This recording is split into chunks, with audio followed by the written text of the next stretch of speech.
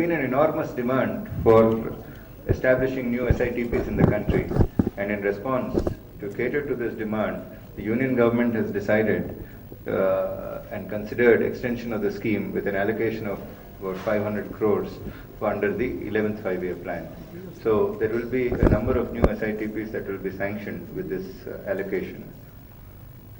The scheme was launched in 2005 with the aim to encourage groups of entrepreneurs to come together to establish the integrated textile parks with world-class infrastructure.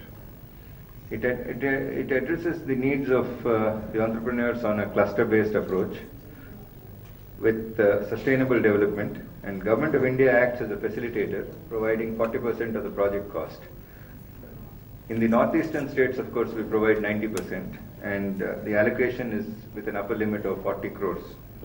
There is a project management consultant who is appointed for hand-holding support from concept to commissioning. This is the broad objective of the scheme. It will facilitate textile units to meet international environmental and social standards, create new parks with potential growth centers provided with world-class infrastructure. The sectors that are covered under the scheme include the entire textile value chain, starting from cotton ginning, spinning, texturizing, weaving, processing, garmenting, technical textiles, and other ancillaries. The components that are eligible for funding under the SITP program, these include land, common infrastructure, buildings, and factory buildings.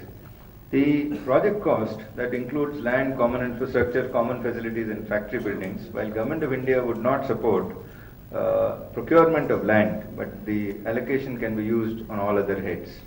The SPV is expected to raise 60% of the allocation, while Government of India provides 40% of the project cost. The implementation will be through project-specific SPVs.